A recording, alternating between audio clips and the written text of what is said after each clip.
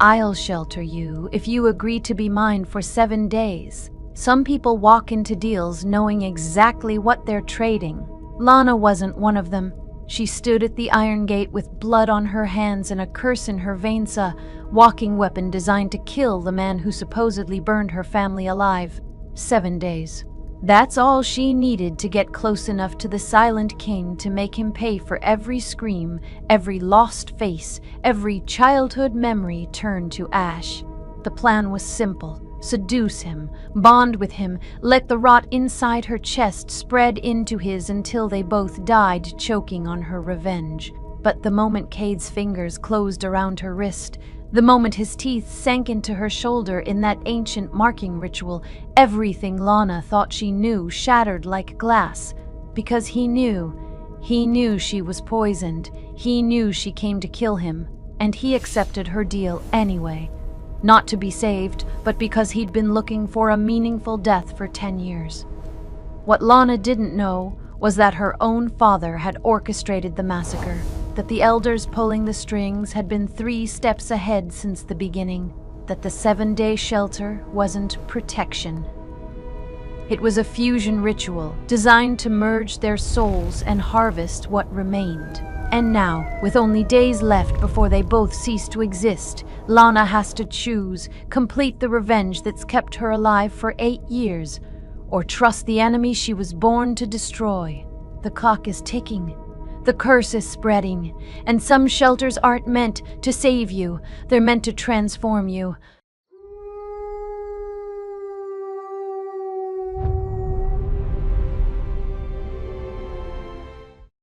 The iron smells like blood and old snow.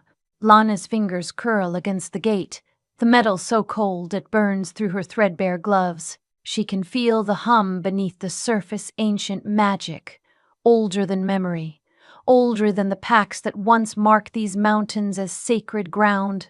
The Silent King's fortress rises behind the bars like a gravestone, all black stone and shattered parapets, swallowed by mist and the skeletal fingers of winter trees.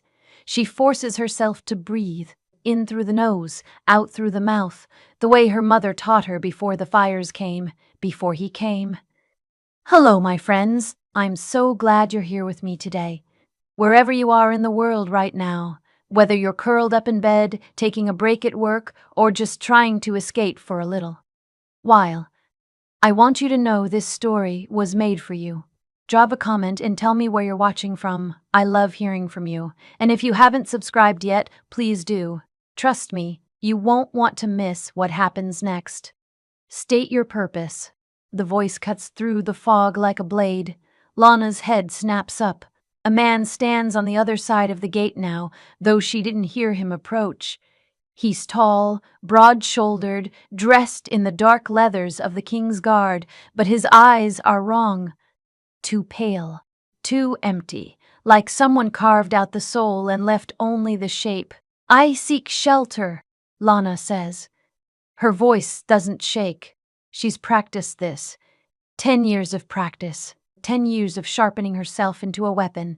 Under the old laws, 7 days. I offer my blood in exchange. The guard's nostrils flare. He's scenting her. She knows what he'll find. The sweet, cloying fragrance of a Sun Omega, untouched and unclaimed. Rare enough to be legend. Valuable enough to be myth. Rare enough to be bait. The king does not take mates, the guard says flatly. I didn't ask him to. Lana steps closer to the gate, close enough that the iron presses against her forehead. She can feel the wards tingling across her skin, searching for deception, for weapons, for intent. Let them search. They won't find what she's carrying.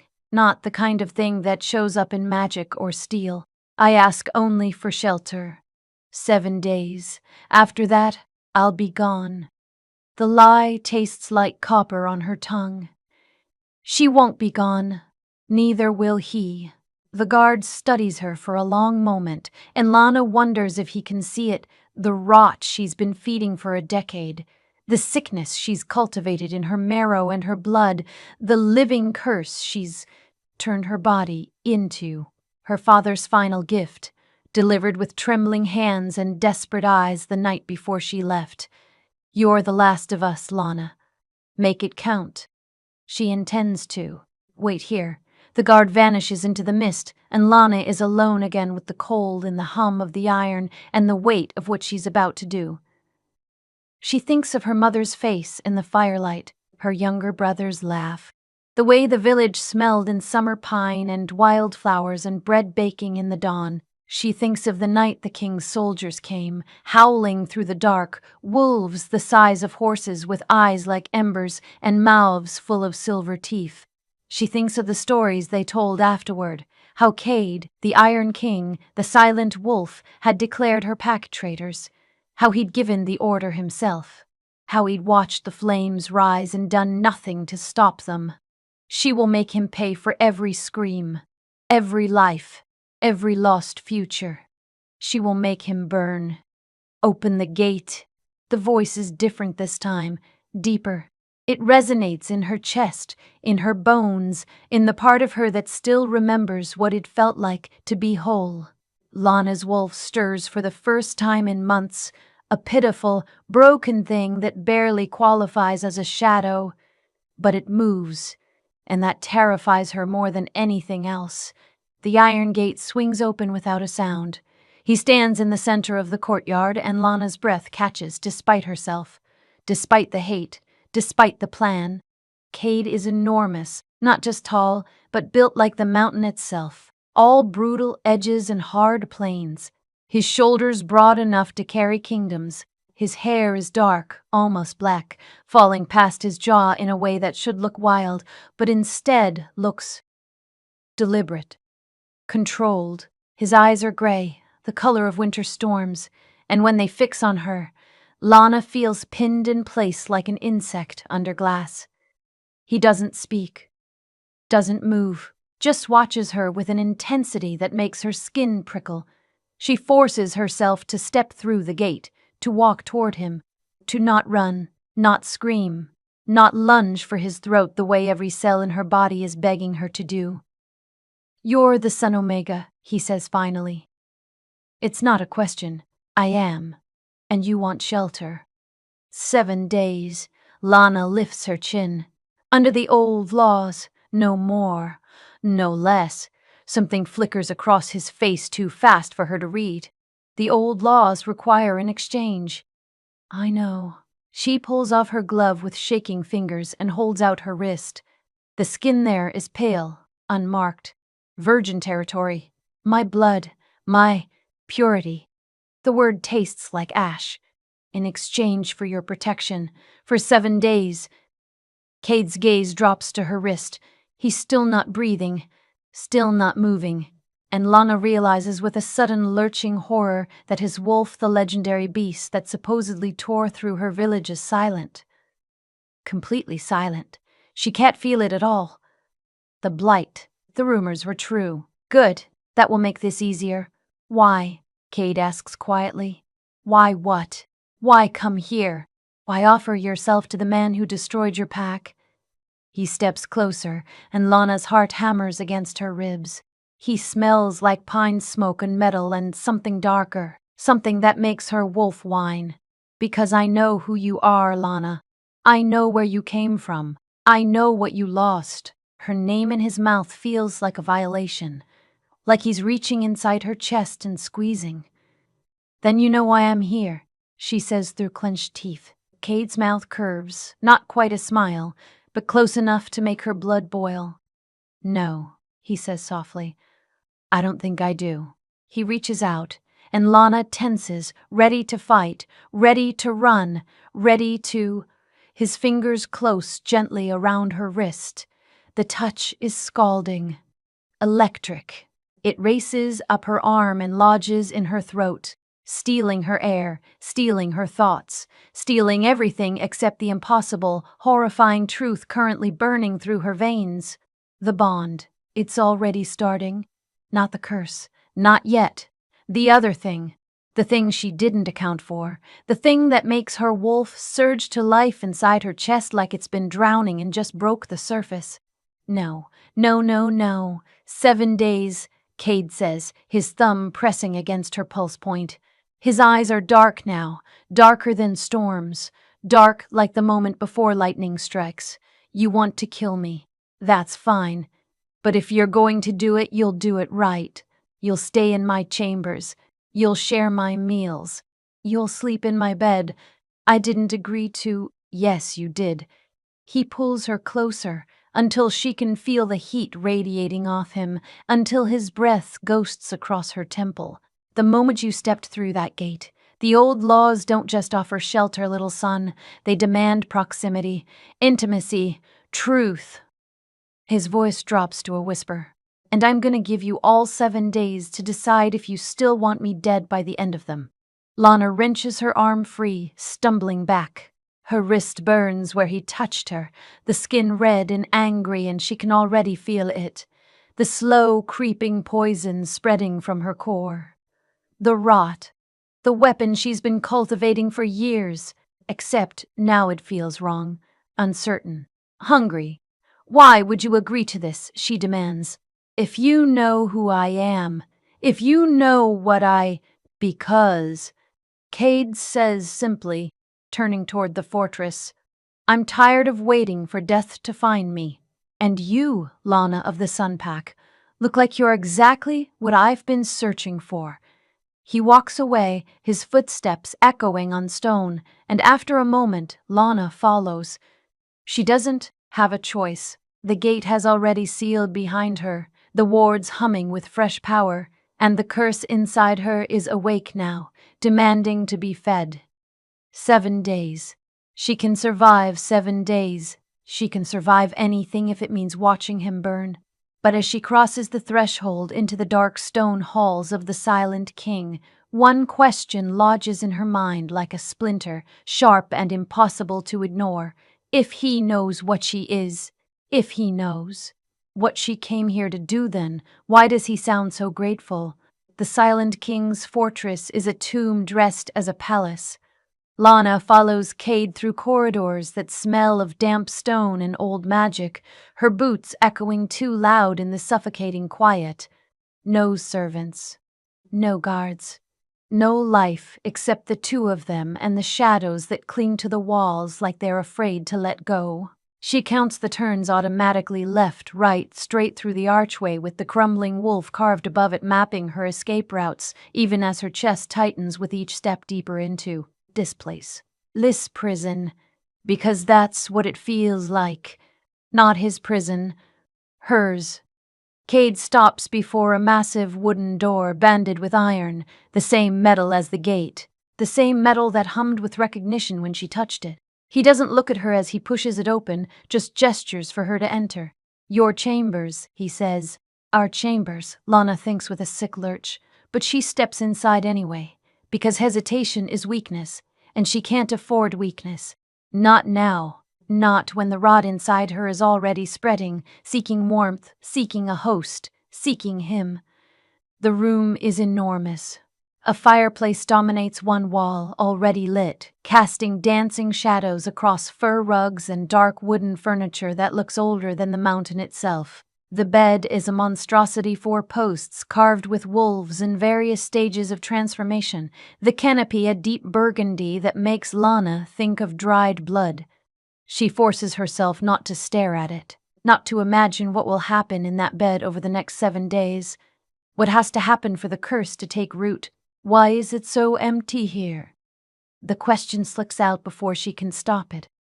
Where are your people? Cade moves to the fireplace, his back to her.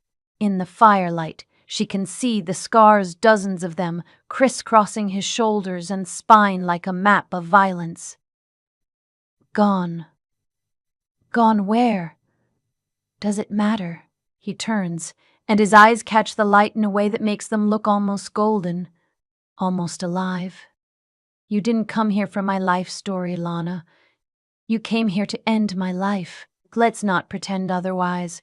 Her jaw clenches. I came here for shelter. You came here for revenge. He crosses the room in 3 strides, and suddenly he's too close, towering over her, his presence suffocating. Your pack was slaughtered 8 years ago. You were 12. Old enough to remember everything, old enough to hate. His hand comes up, and Lana flinches, but he only tucks a strand of hair behind her ear with surprising gentleness. Old enough to spend every day since planning how to make me suffer. You don't know anything about me. I know you're a Sun Omega who should have been claimed years ago but wasn't. His fingers trail down her neck, stopping at her pulse. I know you've been training your body for something. I can smell it, the wrongness under your skin, like fruit that's beautiful on the outside but rotting at the core. He leans in, his breath warm against her ear.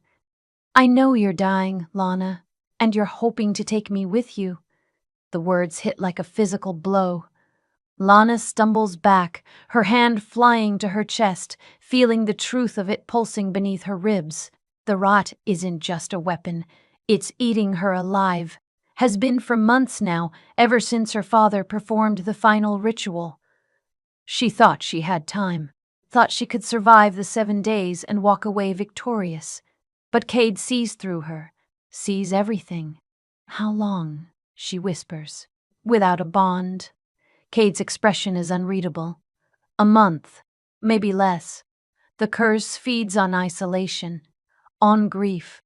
You've been starving it of the one thing that could slow it down. And what's that? Connection. He says it like a death sentence. The Sun Omega isn't meant to be alone, Lana. Your bloodline was designed for bonding, for pack, for family. Every day you spend unclaimed, every day you refuse touch, refuse comfort, refuse life, the rot gets stronger. Lana's throat burns. I don't want comfort, I want justice. Cade laughs. But there's no humor in it. Is that what you call it? Poisoning yourself for 8 years just to poison me for 7 days? He turns away, running a hand through his hair. I accepted your deal, Lana. Not because I don't know what you are, but because I do, and because I think... He stops, jaw working like he's chewing on words too bitter to swallow. Think what? I think you deserve better than dying alone in the dark, hating the wrong person. The room goes still. Even the fire seems to hold its breath. What did you say? Lana's voice is barely a whisper. Cade meets her eyes, and for the first time, she sees something other than resignation in his face. She sees rage. Old rage. The kind that's been buried so long it's turned to stone. I didn't kill your pack, Lana, he says quietly. But I know who did. And if you give me these 7 days, if you let me show you the truth, I'll help you burn them to the ground. Lana's world tilts. The words don't make sense. Can't make sense. She spent 8 years knowing. She's built her entire existence on the certainty of his guilt. You're lying. I'm not. He crosses to a chest in the corner, pulls out a leather-bound journal, and tosses it onto the bed. That's my personal record from 8 years ago. Every decision, every order, every life I saved and every life I couldn't. His voice roughens. Including the night I found your village burning and begged the pack elders to let me intervene. They refused, said it was already too late, said the fire had been set from the inside. Lana's knees give out. She catches herself on the bedpost, her fingers digging into the carved wood. No, my father said, your father survived that night, didn't he? Cade's eyes bore into hers. Convenient, since everyone else burned. The rot inside her surges, responding to her spiraling emotions, and Lana gasps as pain lances through her chest. Her father, who trained her, who gave her the curse, who told her Cade was responsible, her father who lived when no one else did. Read the journal, Cade says softly, and then decide if you still want me dead. He walks to the door, pausing with his hand on the frame. For what it's worth, Lana, I'm sorry. Not for what I did, but for what I couldn't stop. And if killing me brings you peace, then I'll give you that too. But at least let it be an informed choice. The door closes behind him with a whisper of sound, and Lana is alone with the journal and the fire and the terrible creeping suspicion that everything she thought she knew was a lie. Lana doesn't sleep. She sits on the floor beside the fire, the journal open in her lap, and reads until her eyes burn and her throat closes, and the rot inside her chest feels like it's clawing its way out through her ribs. Page after page of Cade's handwriting neat, precise, the words of a man who documents everything because he knows history will judge him. Day 47. The elders have denied my request to investigate the border territories. They claim the Sunpack has been harboring dissidents. I don't believe them. Day 52. Reports of unrest. The Sunpack's alpha has gone silent. No response to my messages. Something is wrong. Day 58. I rode out tonight against orders. Found the village burning. Arrived too late. The elders were already there, watching. When I demanded answers, they told me it was justice, that the Sunpack had been planning a coup, that they had proof. Day 59. They made me take the blame. Said if I refused, they would finish what they started, hunt down the survivors. Hunt down the children. I agreed. What else could I do? The words blur. Lana's hand shakes so badly she nearly drops the journal into the flames. Her father. The elders. A coup. None of it makes sense, except it does, in the sick, horrible way the truth always does when you've been living inside a lie. The door opens. Lana's head snaps up, but it's not Cade. It's a woman tall, silver-haired, wearing robes that shimmer like moonlight. Her eyes are ancient, predatory, and when she smiles, Lana sees teeth too sharp to be entirely human. The little son has learned to read, the woman says, her voice like silk over steel. How delightful! Lana scrambles to her feet, the journal clutched against her chest. Who are you? I am Elder Mara. I oversee the wards of this fortress. She glides into the room without invitation, her gaze sweeping over Lana like she's appraising livestock. And you, child, are even more perfect than we hoped. The rot pulses. Lana feels it responding to something in the woman's presence, something familiar and utterly wrong. What do you want? Want? Mara laughs. Oh, sweet thing, this isn't about what I want, this is about what you are. She circles Lana slowly, and every instinct screams at Lana to run, to fight, to move, but her feet are rooted to the floor. Do you know what a Sun Omega really is? Not the pretty lies they tell you about purity and blessing, the truth. Lana's mouth is dry. A sacrifice. Clever girl. Mara's smile widens.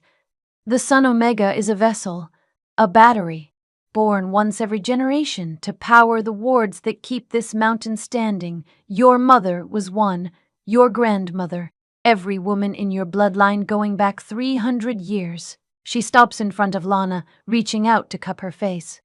And now it's your turn. Lana jerks away.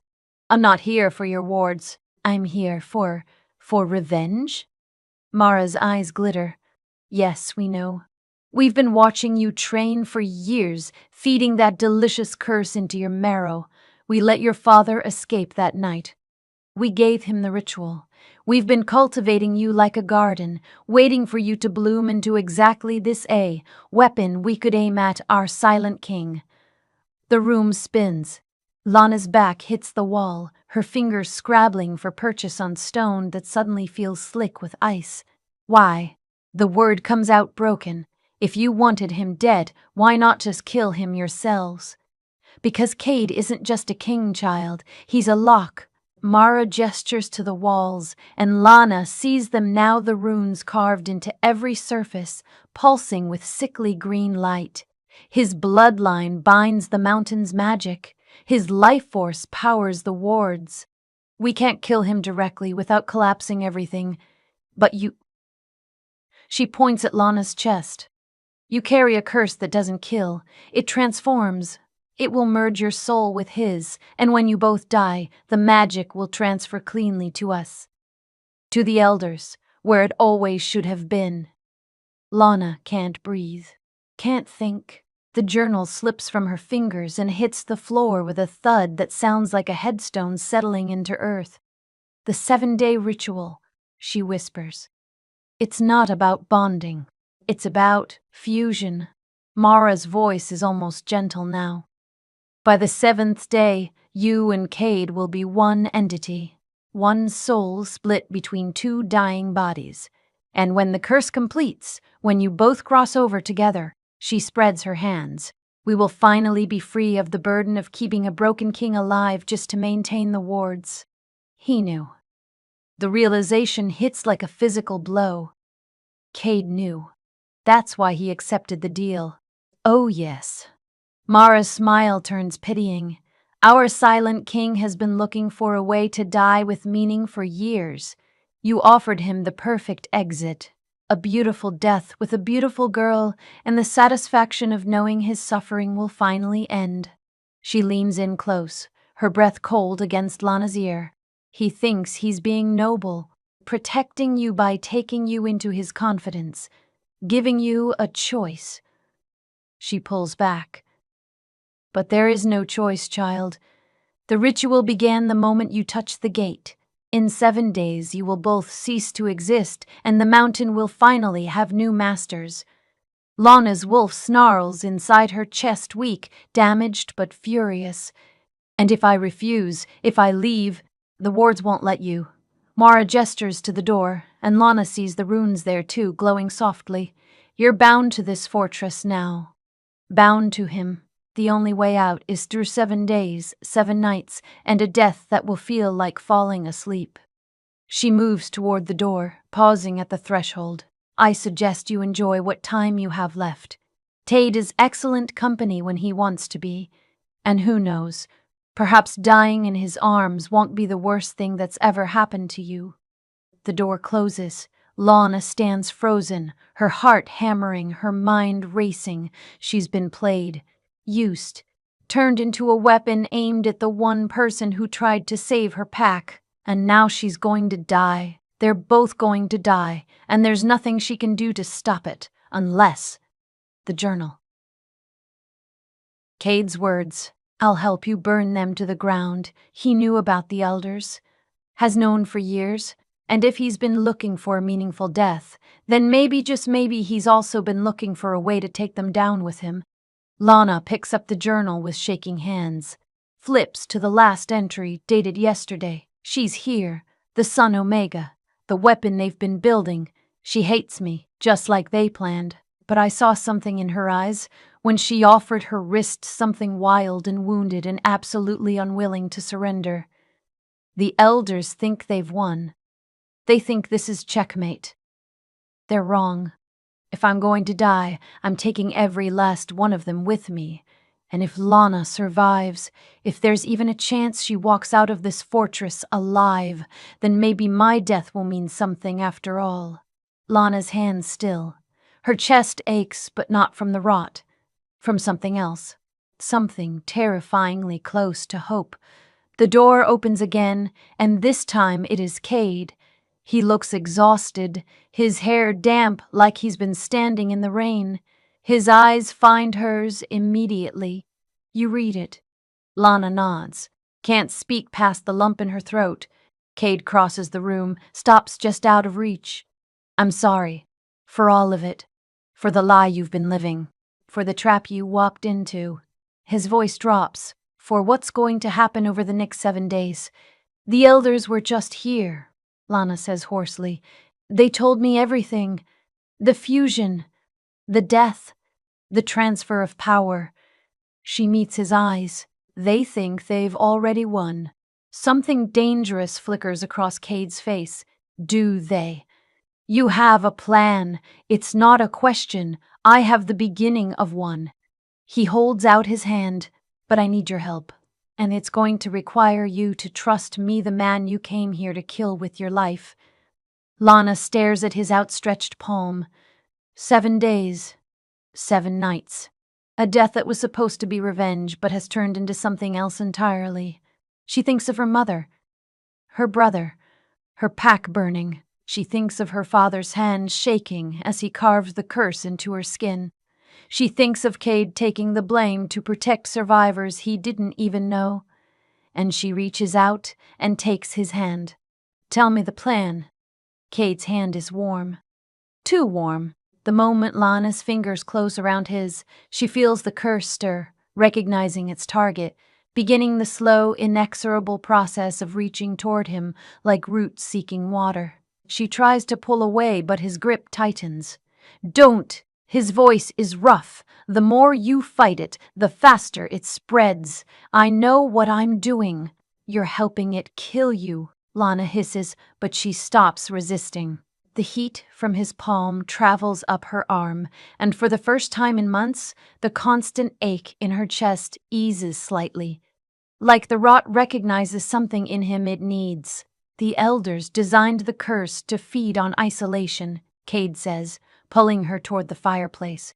He doesn't let go of her hand. "They assumed you'd resist the bonding process, that your hatred would keep us apart long enough for the fusion to happen on their timeline. But if we accelerate it, if we complete the 7-day ritual in 3, we die faster." Lana's stomach drops. "No." Cade finally releases her, but only to retrieve a rolled parchment from inside his coat. He spreads it on the floor between them, a map, old and stained, covered in symbols she doesn't recognize. "We trigger the fusion before the wards can adapt. The magic will try to transfer to the elders, but if we're still alive when it happens, if we're merged but not dead, the connection breaks. The wards collapse, and the elders lose their power source." Lana stares at the map, her mind racing. "That's insane. The fusion is supposed to kill us. Elder Mara said, the elders lie." Cade taps a symbol in the center of the map, a circle, split by a line. "This is the Heartstone. It's buried beneath the fortress, directly under the throne room. It's the anchor point for all the wards. 300 years ago, my ancestor bound his bloodline to it, creating an eternal battery. Every king since has been trapped in the same cycle, live until the magic drains you, then die and pass it to your heir." His jaw clenches. "Except I have no heir, and the magic has been eating me alive for 10 years. "Your wolf," Lana breathes. "The blight, it's not a disease, it's starvation." Cade meets her eyes. "The wards take everything. My strength, my wolf, my ability to shift. They've been slowly killing me since the day I took the throne. The elders knew it would happen. They wanted it to happen. A weak king is easier to control." Lana's hams curl into fists. "So what's the plan?" "We fuse early, survive somehow, and destroy the Heartstone." "Yes." Cade rolls up the map. "But there's a problem. The ritual requires complete trust between both parties. Physical proximity, yes, but also emotional vulnerability. The elders designed it as a sacrifice because they assumed no son Omega would willingly bond with her captor. They assumed hatred would be enough to keep the distance." "But I don't." Lana stops. The words catch in her throat. "I don't hate you. She should. She wants to. But the man standing in front of her isn't the monster she spent 8 years imagining. He's exhausted and scarred and so clearly broken that it makes her chest ache in ways that have nothing to do with the curse. "You don't have to care about me," Cade says quietly, like he can read her thoughts. "But you have to let me in. The ritual won't work if you keep your walls up. And I know that's asking the impossible after everything." "What do we need to do?" Lana interrupts. She can't think about the emotional implications right now. Can't think about what it means that his touch makes the pain recede. Can't think about the way her wolf has been more alert in the last hour than it's been in months. Cade studies her for a long moment. Then he moves to the bed, sitting on the edge. "Come here." Every instinct screams at her to refuse. But Lana forces herself to cross the room, to stand in front of him. He's still taller even sitting down, his knees bracketing her hips. "The first stage of the ritual is scent marking," he says, his voice carefully neutral.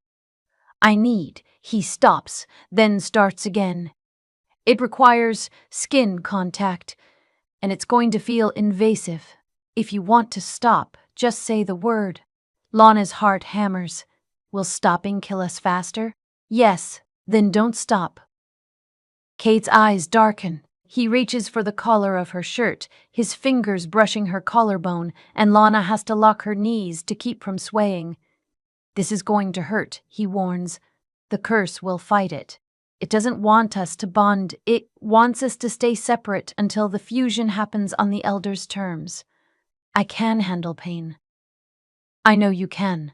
His thumb traces the line of her throat, stopping at her pulse. But I need you to understand something, Lana. Once we start this, once I mark you, there's no going back. You'll carry my scent, my protection. And every instinct I have left will be screaming at me to keep you safe. His voice drops to barely a whisper. Even from yourself. The words settle over her like a brand. Lana wants to argue, wants to push back, but the curse chooses that moment to surge a sharp, vicious spike of pain that drives her to her knees. She gasps, clutching her chest, feeling the rot spread like fire through her veins. Cade catches her before she hits the floor. His arms come around her, solid and steady, and suddenly his scent surrounds her, pine and smoke, and something wild that makes her wolf howl. Breathe, he commands, his hand pressing flat against her sternum. Breathe through it. Don't fight. It burns, Lana chokes out. I know. His other hand cups the back of her neck, his thumb stroking the sensitive skin there. The curse is trying to protect itself. It knows what I'm about to do. But you're stronger than it, Lana. You've been carrying this poison for months, and you're still here. Still fighting. Don't stop now, his words anchor her. Lana focuses on breathing, on the weight of his hand, on the impossible warmth radiating from his touch.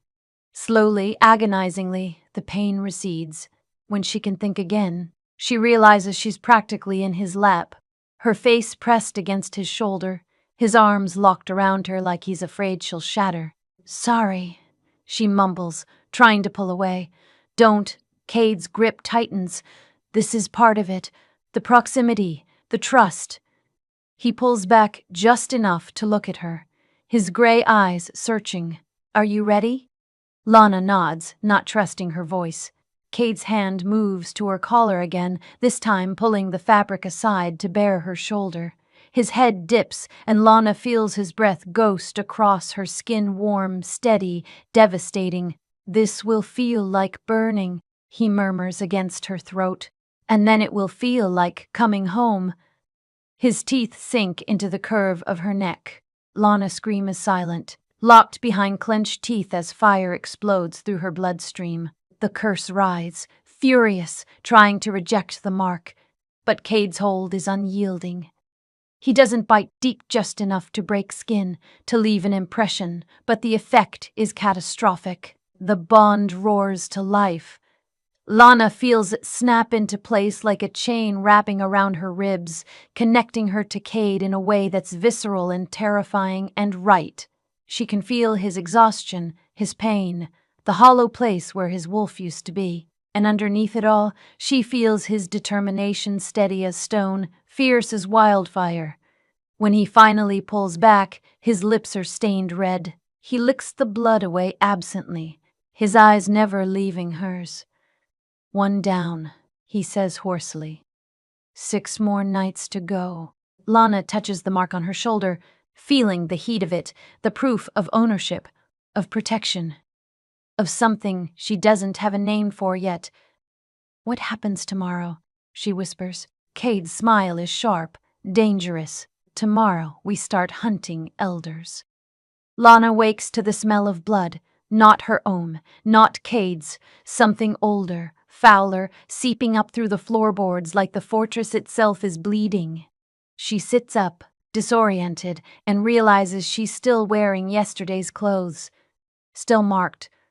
The bite on her shoulder throbs with a heat that feels almost alive. Cade is standing at the window, shirtless, his back to her.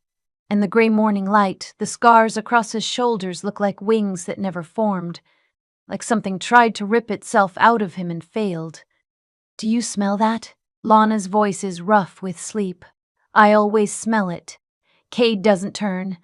The Heartstone bleeds magic. Has been for years. The wards are breaking down faster than the elders can repair them. That's why they needed you. He finally looks at her, and his eyes are different, brighter, more focused. The mark worked. I can feel my wolf again. Not much, but it's there. Lana touches her shoulder instinctively. Because of the bond, because of you. He crosses the room, kneeling beside the bed so they're eye level. Sun Omegas aren't just batteries, Lana. You're healers. Your bloodline was meant to restore, not just power the wards. The elders perverted the magic, turned it into a drain instead of a cycle. But the bond we're building, it's giving back what they've been taking. Something twists in Lana's chest. Hope. Dangerous, foolish hope. So we can actually survive this. If we're fast enough. Cade stands, offering his hand. Get dressed, we're going to the throne room. Why? Because I'm going to show you exactly what you've been dying to fuel. The throne room is a cathedral of bone and stone. Lana has never seen anything like it. The ceiling vaults upward into shadow, supported by columns carved to look like wolves, mid-transformation, half human, half beast, frozen in agony. The throne itself sits on a raised dais, made entirely of black iron that pulses with the same sickly green light as the wards. And beneath it, visible through a grate in the floor, is the Heartstone. It's not a stone at all, it's a heart, massive, grotesque, still beating with a slow, irregular rhythm. With each pulse, magic flows outward through channels carved into the floor, feeding the wards, feeding the fortress. Feeding the power the elders have been hoarding for 3 centuries. Lana's stomach turns. What is that? My ancestor. Cade's voice is flat. The first king. When he realized the mountain's natural magic was fading, he made a deal with the elders. They would preserve his heart, use it as an anchor, and every king in his bloodline would be bound to it. Eternal power in exchange for eternal service. He moves to the edge of the grate, staring down. Except they lied about the eternal part. The heart is dying. Has been for decades, and when it finally stops, this entire mountain collapses. So the elders need a replacement. Lana's throat is dry. They need us to fuse, to die, so they can what? Harvest our combined soul? Exact. Cade turns to her. The fusion creates a new anchor point, fresh, powerful, tied to both our bloodlines. They'll rip it out of our dying bodies and feed it into the stone, buying themselves another 300 years. The room spins. Lana grabs the nearest column for support, her mark burning, the curse writhing in response to her horror. There has to be another way. We destroy the stone. We destroy the wards. We kill everyone in the fortress. Cade's voice is gentle. Devastating. The wards don't just protect the elders, Lana. They protect the valley below. Thousands of people, farmers, families, children who have no idea their lives depend on a dying heart and a broken king. No. The word comes out broken. No, you can't. We can't just. I told you there was a problem with the plan. Cade crosses to her, his hand settling on her shoulders. I can't destroy the stone without killing innocent people, but I also can't let the elders keep using us as fuel. So here's what I propose. We finish the fusion. We survive it, and then we become the new anchor not as prisoners, but as partners. We take control of the magic and starve the elders out. Lana stares at him. That's not freedom. That's just a different cage. I know. His thumbs stroke her collarbones, sending shivers down her spine.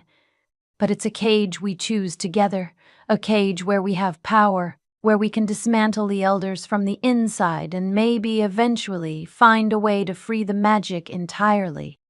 His eyes search hers.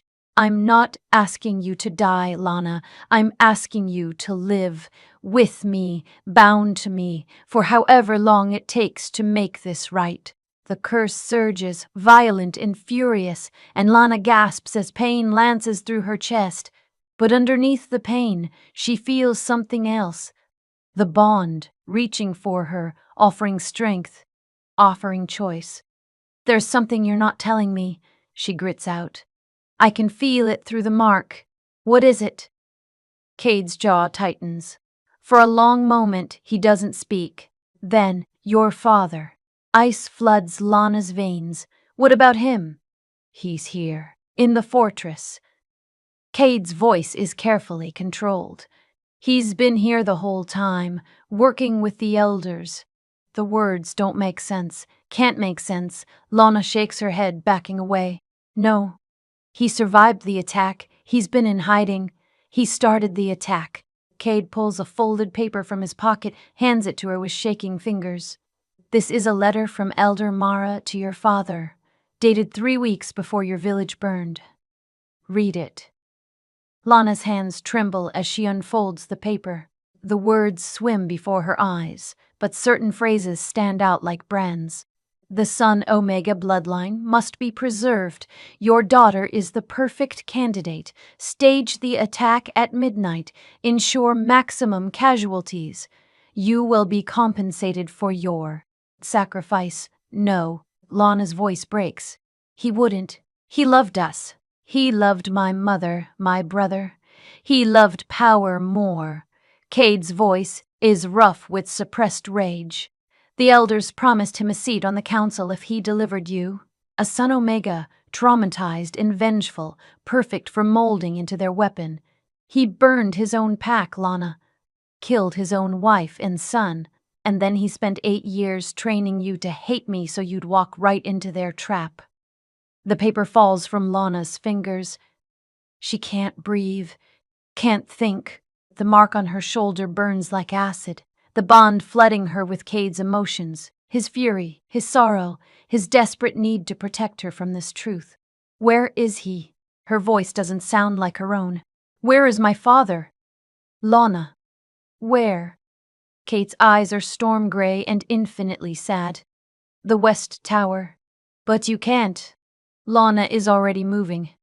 Running. The curse screams inside her, feeding on her rage, spreading faster now, consuming everything in its path. She hears Cade shouting behind her, feels him through the bond trying to reach her, but she's drowning in too much betrayal to listen. Her father, the man who held her while she cried, who taught her to fight, who carved the curse into her skin with tears streaming down his face, who murdered her family and blamed it on a stranger. She bursts through the tower door, and there he is, older, grayer, but unmistakable. He's standing at a window, and when he turns, his face shows no surprise, only resignation. Lana. His voice is the same voice that used to read her bedtime stories. I knew you'd figure it out eventually. You were always too smart for your own good. Why? The word is a scream. Why would you? How could you? Because I was tired of being weak. Her father's eyes are cold, empty. Tired of bowing to alphas and elders and rules written by dead men. They offered me power, Lana. Real power. All I had to do was deliver my daughter to the slaughter. He smiles, and it's the smile of a stranger. You should be honored. Your death will mean something. More than your mother's did. More than your brother's. The curse explodes. Lana feels it rip through her like wildfire, no longer under her control, seeking only destruction. Her father's eyes widen, but it's too late. The rot reaches for him, wraps around him, and he screams as his skin begins to blacken and crack. Strong arms grab Lana from behind. Cade. He drags her backward, away from her father's collapsing body, and the bond between them snaps taut like a lifeline. Stop, Cade commands, his voice cutting through the haze. Lana, stop. If you kill him this way, the curse will consume you too. Is that what you want? Lana sobs, her body shaking. He killed them. He killed everyone. I know. Cade turns her in his arms, forcing her to look at him. I know, and he'll pay. But not like this. Not by taking you with him. Slowly, agonizingly, Lana pulls the curse back. Her father collapses to his knees, gasping, his skin still smoking. He'll live. For now. Lock him up. Cade tells someone a guard Lana didn't notice entering. The elders will want him questioned. As they drag her father away, he looks at Lana one last time. You can't win, he rasps. The fusion is already starting. In 4 days, you'll both be dead, and the elders will have exactly what they need. The door slams shut, and the words hang in the air like a death sentence. Lana turns to Cade, her mark burning with impossible heat, and she can feel it, the fusion, creeping forward with every heartbeat, every shared breath. 4 days. That's all they have left. If you discovered the person who destroyed your life was your own father, could you walk away without saying anything to him? Could you choose justice over revenge? Tell me in the comments. I want to know if you're stronger than rage. And if you're still watching, if you're still feeling this story with me, hit subscribe.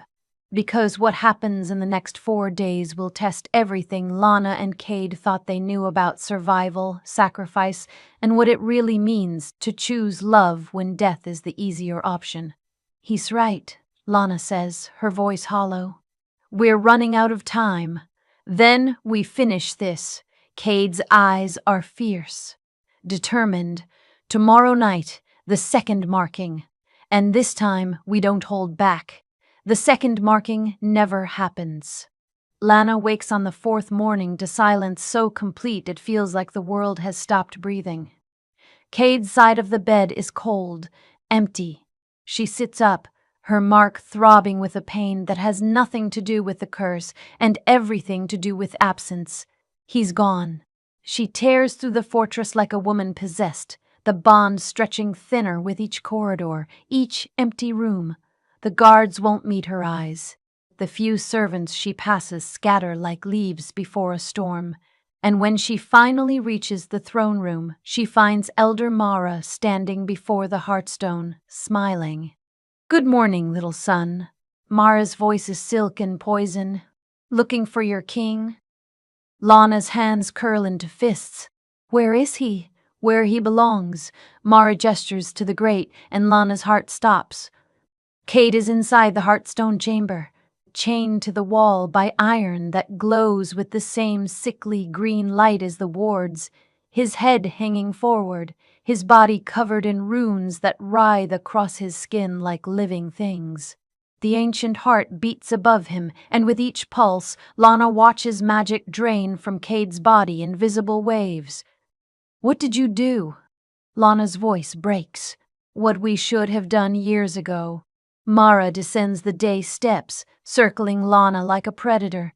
You were accelerating the bond too quickly, giving him back his strength. We couldn't have that. So we took him last night while you slept and returned him to his proper place feeding the stone.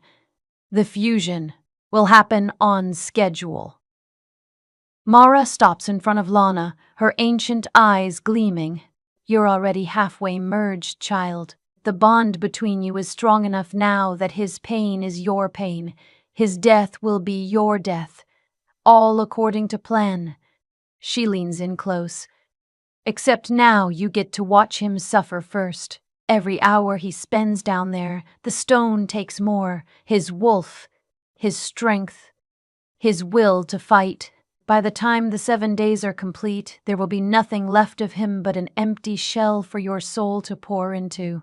Lana can feel it through the bond Cade's agony, his exhaustion, the way the wards are eating him alive from the inside out, and underneath it all, she feels his resignation, his acceptance.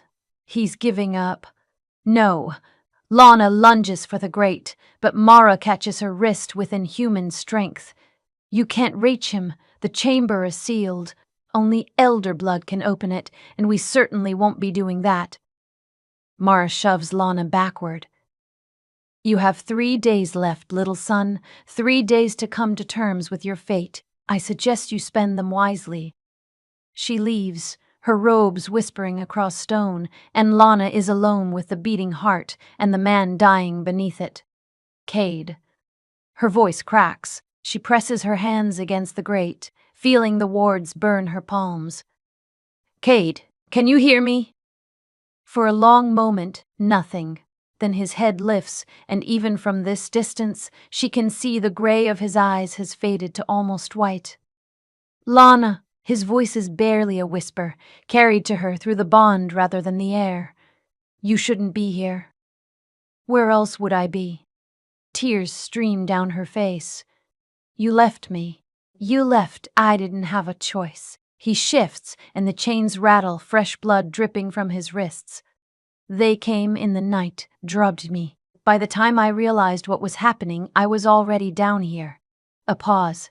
I tried to warn you through the bond, but you were sleeping so deeply, so peacefully. I didn't want to wake you. Idiot. Lana's hands shake against the grate.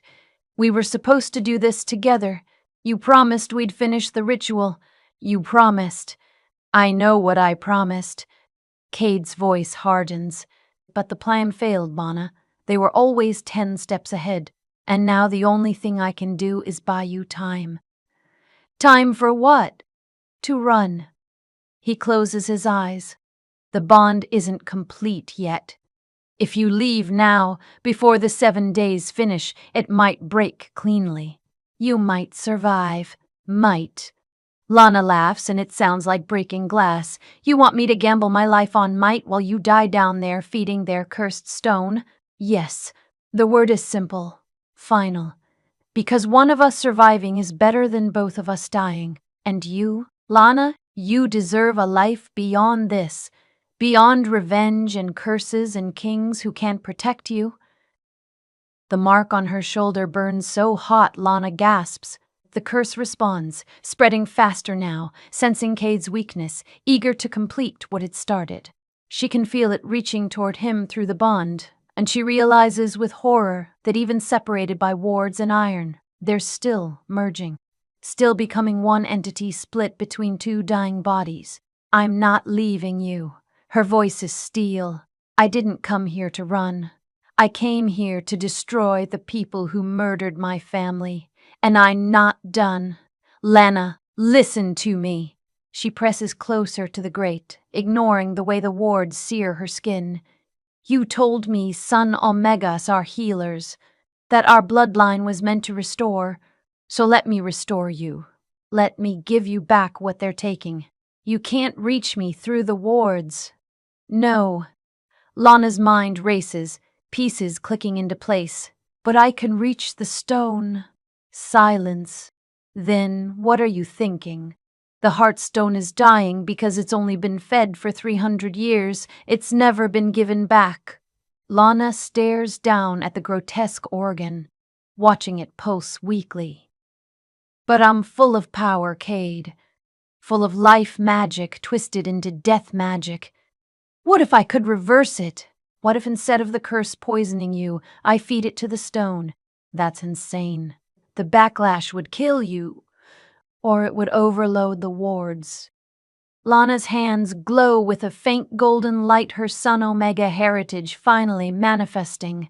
Either way, it's better than waiting 3 days to die. She can feel Cade's panic through the bond, his desperate need to protect her, to keep her safe. But she can also feel his hope, fragile and terrible and impossible to extinguish. If you do this, he says quietly, there's no guarantee it will work. You could die for nothing. Then I die trying to save you instead of killing you. Lana kneels beside the grate, placing her glowing hands flat against the metal. That's worth something, isn't it?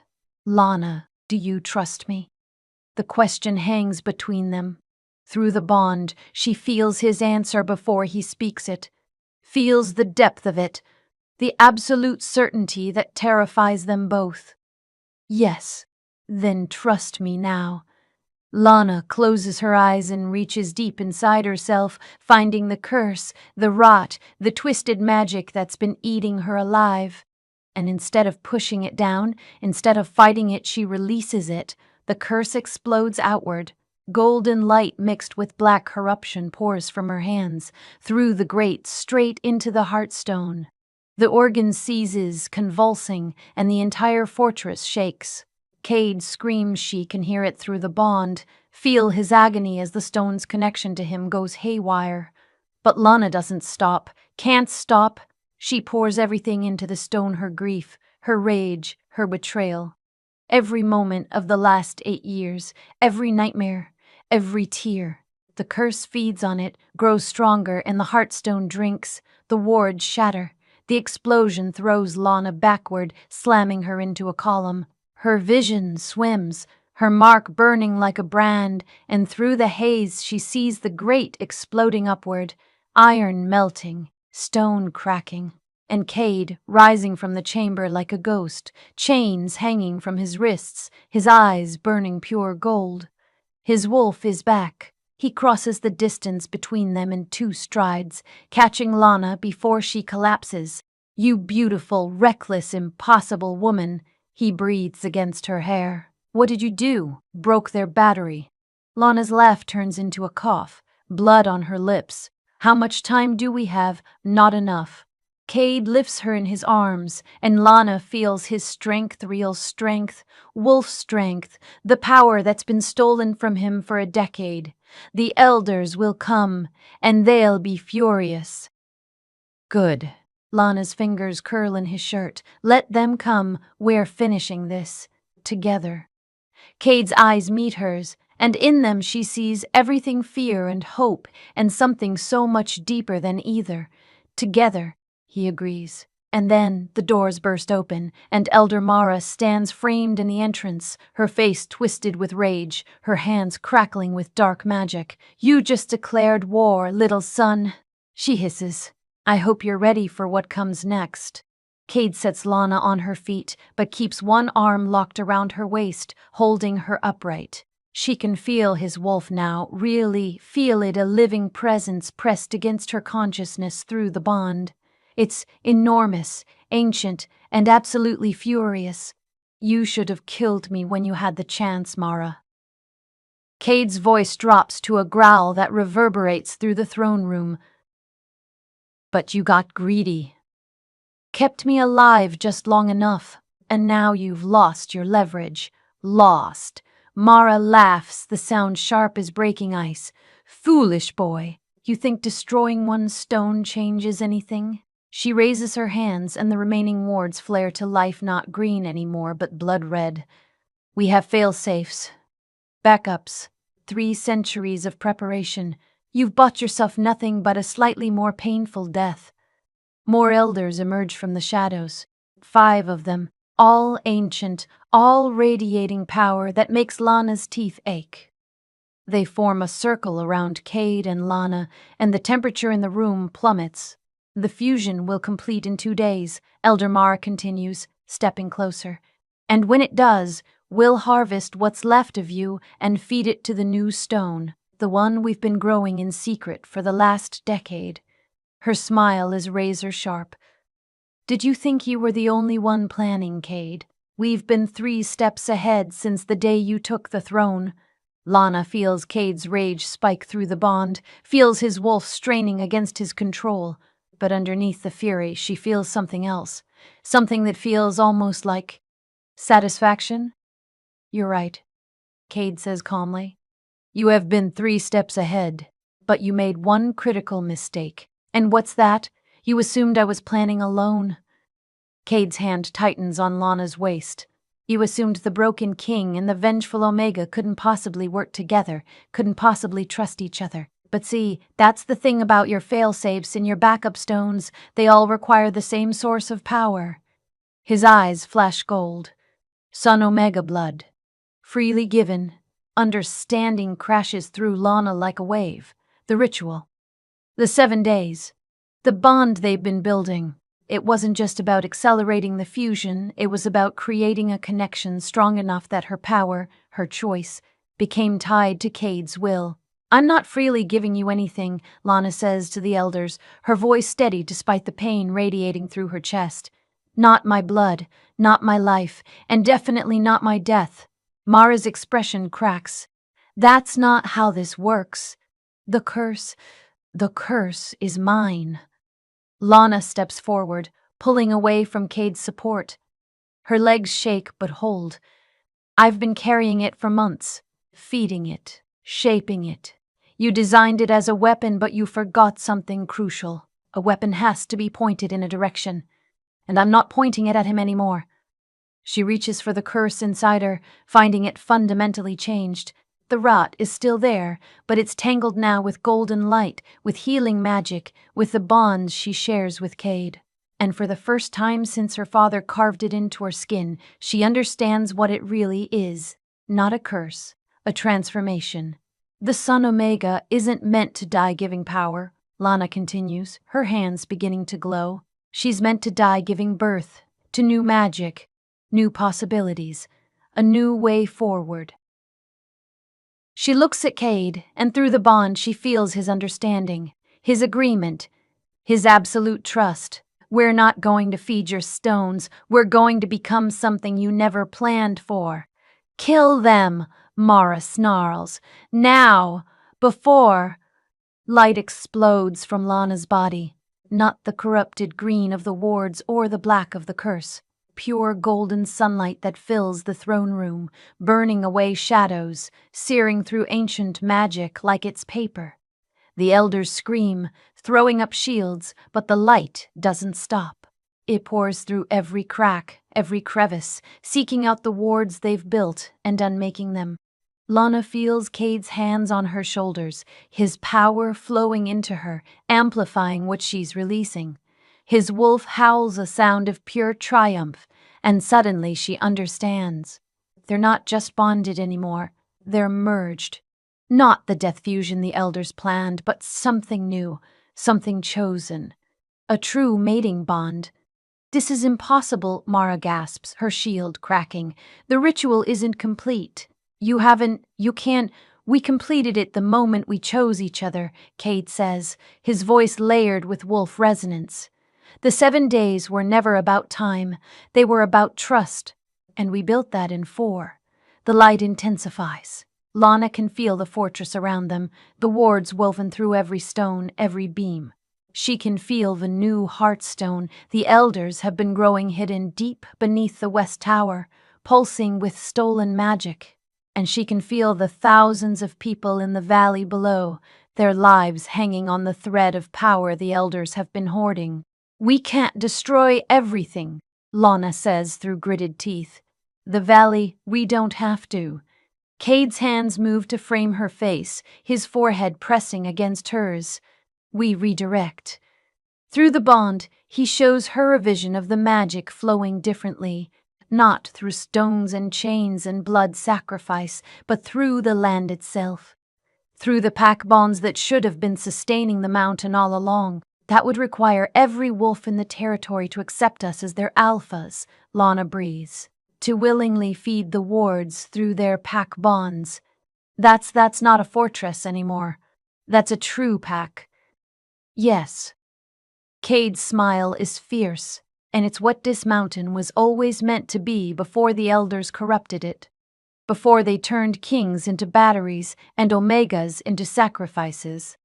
His eyes burn into hers. But I need you to choose it, Lana. Not because of revenge, not because you're trapped, but because you want it. Because you want. He stops, swallows hard. Because you want me. The confession hangs between them, raw and vulnerable and absolutely terrifying. Lana thinks of her mother, her brother, her pack burning. She thinks of 8 years spent sharpening herself into a weapon, convinced that revenge would heal the wound in her soul. But standing here, merged with Cade through a bond that's equal parts terrifying and right, she realizes the truth.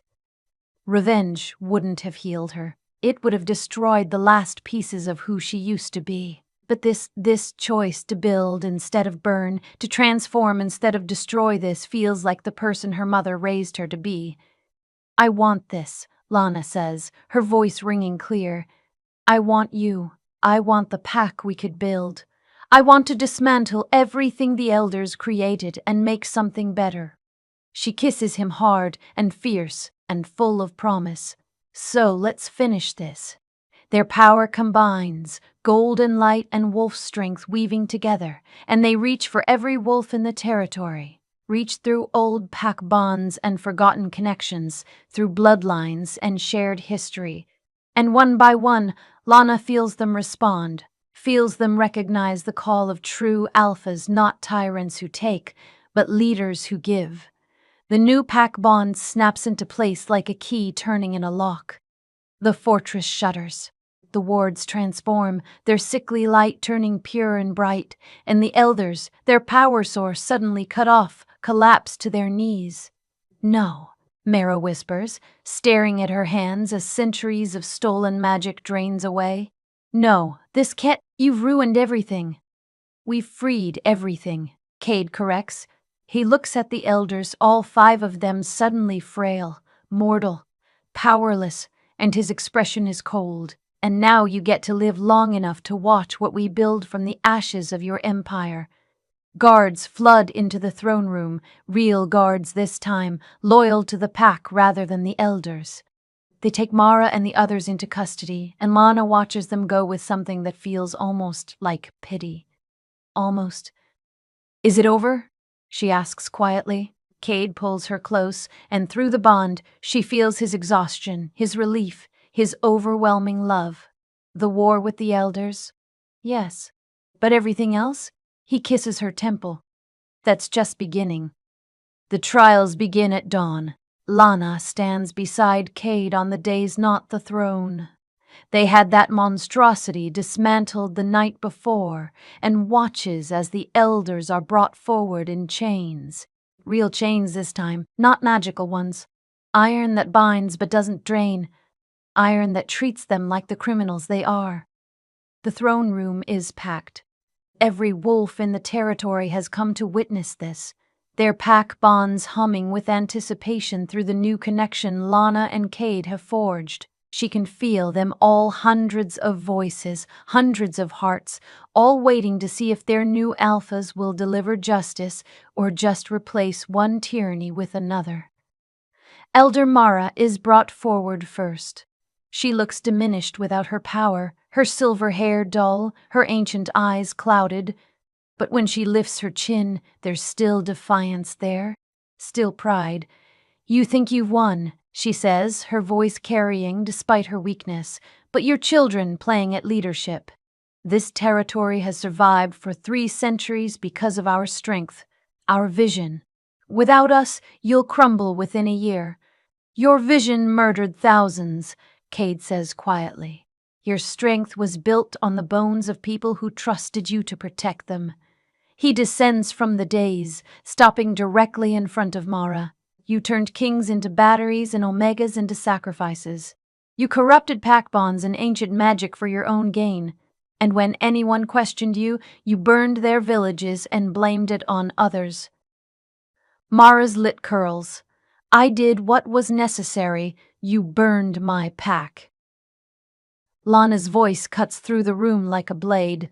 She moves to stand beside Cade, and together they face the woman who orchestrated everything.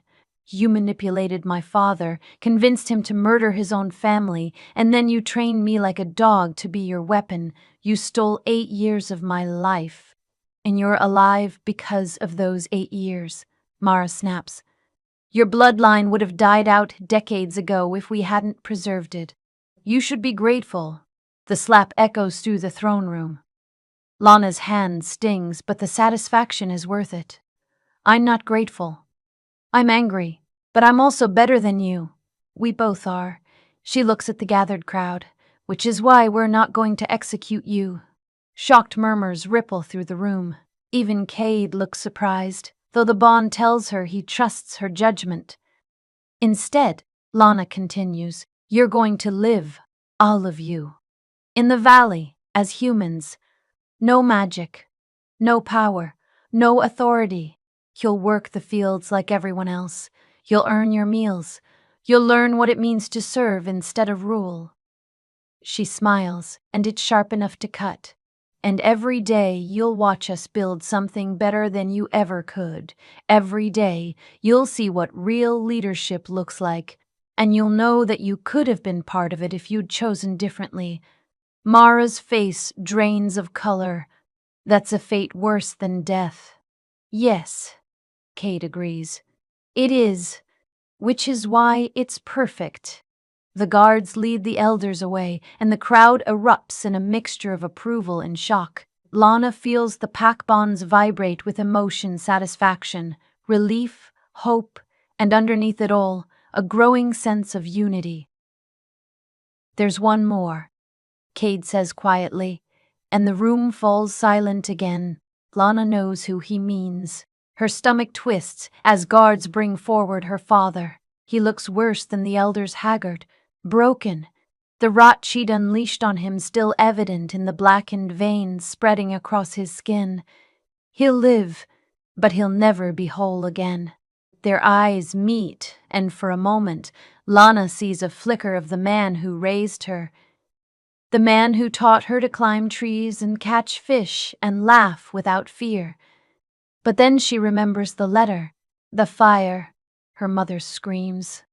"I loved you," she says, and her voice doesn't shake. "I worshipped you. I would have died for you without question." She steps closer, and he flinches. "But you traded me for power. You murdered my mother, my brother, everyone I loved. And for what? A seat on a council that's being dissolved, a power you'll never touch again."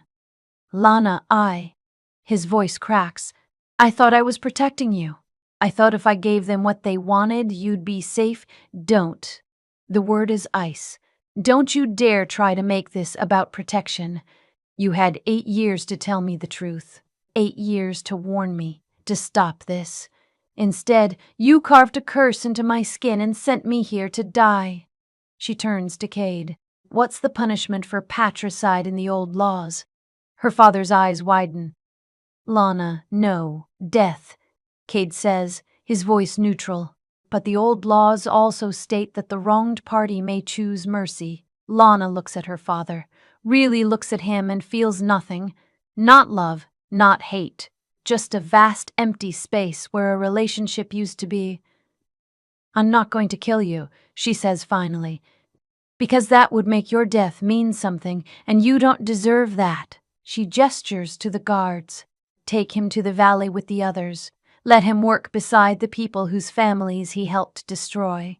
Let him spend the rest of his miserable life knowing his daughter became everything he could never be." As they drag him away, he screams her name, begs, pleads, but Lana doesn't look back, doesn't flinch. The bond with Cade wraps around her like armor, reminding her that she's not alone anymore, that she has a partner, a pack, a purpose. When the throne room finally empties, Cade pulls her into his arms. "That was the hardest thing you've ever done," he murmurs against her hair. "Yes." Lana's voice is muffled against his chest, but it was right. Killing him would have been revenge. This is justice. "There's one more piece of justice we need to handle." Cade pulls back, his expression serious. "The new Heartstone, the one the elders were growing. We need to destroy it properly, not just cut off its power source." Lana nods. "The West Tower." "Yes, but Lana..." He cups her face. "Destroying it will hurt. The magic is already half bonded to you from when you fed the old stone your curse. Severing that connection could kill you. Or it could free me." Lana covers his hands with hers. "Either way, we do it together, like everything else." They descend into the depths of the West Tower, following the pull of corrupted magic. The new Heartstone sits in a chamber carved from raw crystal, pulsing with a sickly light. It's smaller than the old one, still forming, but Lana can feel its hunger, its need to feed on Sun Omega blood. "On 3, Cade says, taking her hand. His wolf rises to the surface, golden eyes gleaming. 1, 2, wait. Lana stares at the stone, an idea forming. What if we don't destroy it? What if we transform it? Into what? A choice. Lana steps closer to the stone, feeling the curse inside her respond, but differently now. Not with hunger, with recognition. The elders made this to be another battery. But what if it could be something else? A repository for the excess magic from the pack bonds. A safety valve, so no one alpha ever has to bear the full weight again. Cade's eyes widen. That's brilliant. But it would require you to bond with it. Permanently. You'd be tied to this mountain for the rest of your life. I know. Lana looks at him, and through the bond, she shows him the truth. But I'm already tied to you, and you're tied to this territory, so really, I'm just making it official. His smile is slow, devastating, full of love. Are you sure? I've never been more sure of anything. Together they place their hands on the stone. Golden light and wolf strength pour into it, remaking it from the inside out. The sickly glow transforms into something warm and bright. The hunger becomes generosity, and Lana feels the curse inside her finally dissolved, not destroyed, but transformed into the very thing it was always meant to be. Healing and magic. When they pull away, the stone pulses with gentle light, and Lana feels the pack bonds strengthen, feels the territory itself sigh with relief. It's done, Cade breathes. It's really done. Lana collapses against him, exhausted but whole for the first time in 8 years. What now? Cade lifts her into his arms, carrying her toward the stairs. Now we rest, and tomorrow we start building the pack we've always deserved. 3 months later, Lana stands at the edge of the mountain and watches the sun rise over the valley. The fortress behind her has changed. Where there were once cold stone corridors filled with silence, there's now laughter echoing through halls decorated with tapestries woven by pack members. Where there were empty rooms, there are now families' wolves who returned when they heard the elders had fallen. Wolves who'd been hiding in the shadows for years, waiting for a chance to come home. The valley below has changed too. Fields that were once worked by the fearful are now tended by the free. The elders labor among them, though Lana rarely thinks of them anymore. They've become what they always should have been, ordinary people paying for extraordinary crimes. Her father is down there somewhere.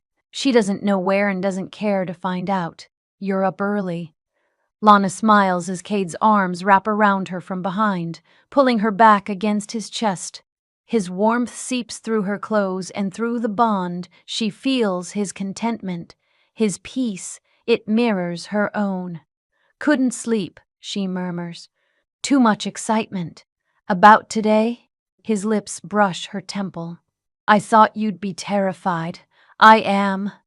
Lana turns in his arms, looking up at the man who was supposed to be her executioner and became her salvation instead. But I'm also ready. Today is the pack gathering, the first one in 3 centuries where every wolf in the territory will come together, not out of fear, but out of genuine connection. Today, they'll formally establish the new pack structure, dissolve the last remnants of the old hierarchy, and celebrate what they've built from the ashes. Today, Lana and Cade will officially become Luna and Alpha of the mountain pack. Your mother would be proud, Cade says quietly, and Lana's throat tightens. He's been saying that more often lately, reminding her of who she came from, who she's honoring with every choice she makes. Building instead of burning, healing instead of destroying. That's the legacy of a Sun Omega. My mother would probably ground me for entering a 7-day deal with a strange king, Lana says. But she's smiling.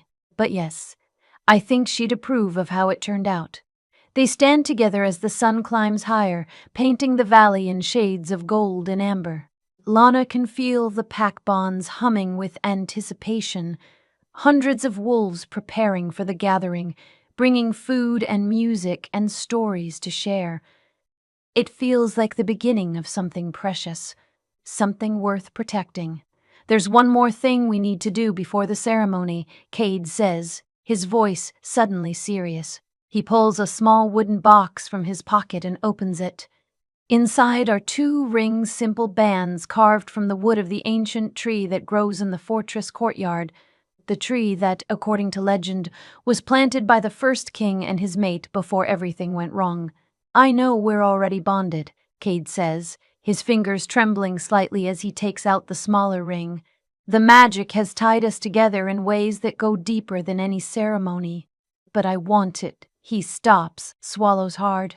I wanted you to know that I choose you, not because of fate or curses or pack politics, but because you're brilliant and fierce, and you make me want to be better than I ever thought I could be. Lana's eyes blur with tears. Kate, let me finish. He takes her hand, the ring poised above her finger. Lana of the Sun Pack, will you be my mate, my partner, my Luna? Not because a ritual forced you to, but because you want to build this life with me? The answer comes without hesitation. Yes, 1,000 times yes. He slides the ring onto her finger, and Lana feels the bond between them pulse with joy. She takes the second ring from the box with shaking hands and reaches for him. Cade, the silent king who found his voice, she says, her voice thick with emotion. You gave me shelter when I came to you with murder in my heart. You showed me truth when I was drowning in lies. You chose to save me instead of yourself over and over again. She slides the ring onto his finger. I choose you too, today and every day after. As my mate, my partner, my alpha. They kiss as the sun breaks fully over the horizon, bathing them in golden light. Through the bond, Lana feels not just Cade's love, but the love of the entire pack, their joy, their approval, their hope for the future. When they finally pull apart, Cade rests his forehead against hers. Ready to face our pack, Luna. With you? Lana grins. I can face anything. They return to the fortress hand in hand, and as they enter the great hall transformed now, decorated with flowers and banners and filled with wolves wearing genuine smiles, the crowd erupts in cheers. The ceremony is beautiful, simple. Words spoken from the heart rather than ancient scripts designed to bind and control. When it's over, when Lana and Cade stand before their pack as officially recognized leaders, someone starts singing. It's an old song, one Lana remembers from her childhood, a song about wolves who chose love over power and built a pack that lasted 1,000 years. Her mother used to sing it. Lana's voice cracks as she joins in, and soon the entire hall is singing, their voices rising together in perfect harmony. Cade squeezes her hand, and through the bond she feels his promise, his commitment, his love. We did it, she thinks. We actually did it. We did, he agrees, his mental voice warm with affection. And this is just the beginning. That night, after the feast and the dancing and the countless well-wishes, Lana and Cade return to their chambers. The room that was once a prison now feels like home, filled with books and art and reminders of the life they're building together. Do you ever regret it? Cade asks as they lie in bed tangled together. Taking my deal? Walking through that gate? Lana thinks about it. Really thinks. About the girl she was broken and angry and desperate for revenge. About the journey that brought her here. About the curse that became a blessing. No, she says finally. I regret what happened to my pack. I regret the years I spent being manipulated. But coming here, meeting you, learning to build instead of destroy. She kisses him softly. That's the best choice I ever made. Even though you almost died. Especially because I almost died. Lana smiles against his lips. Because dying for revenge would have been easy. Living for something better? That takes real courage.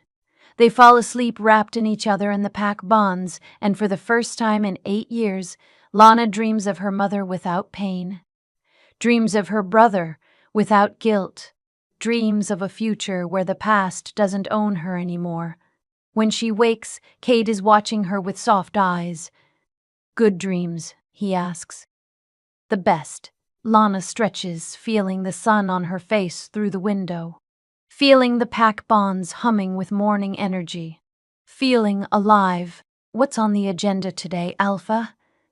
training some of the younger wolves, council meeting about expanding the trade routes. Oh, and someone reported strange lights near the eastern border that we should probably investigate. Sounds perfect. Lana grins. Let's get started. They rise together, dress together, face the day together. And as they walk through the fortress, their fortress now, filled with their pack, Lana realizes something profound. She came here to die in revenge. Instead, she learned to live in love, and that makes all the difference. They rise together, dress together, face the day together, and as they walk through the fortress, their fortress now, filled with their pack, Lana realizes something profound. She came here to die in revenge. Instead, she learned to live in love, and that makes all the difference. You know what this story taught me? That the shelters we seek aren't always walls and gates. They're the people who see our wounds and don't flinch. The ones who stand in the storm with us instead of promising false safety. Lana walked through those iron gates carrying death, and she walked out carrying life. Not because revenge wasn't justified, but because building something beautiful turned out to be braver than burning everything down. If this story moved you, if you felt Lana's rage and her healing, if you understand what it means to choose transformation over destruction, then subscribe. Because every story I share is about people finding their way from darkness into light. And I want you here for every single journey. And listen, there's another story waiting for you right now. You see that video on your screen? Click it. Let me take you into another world where love and danger collide, where broken people become whole, where every choice matters. Chapter 7 of your journey with me starts the moment you click that video. Thank you for being here. Thank you for feeling this with me. Until next time, may you find your shelter in the most unexpected places, and may it transform you the way it transformed Lana. Now go. Click that video. Your next adventure is waiting.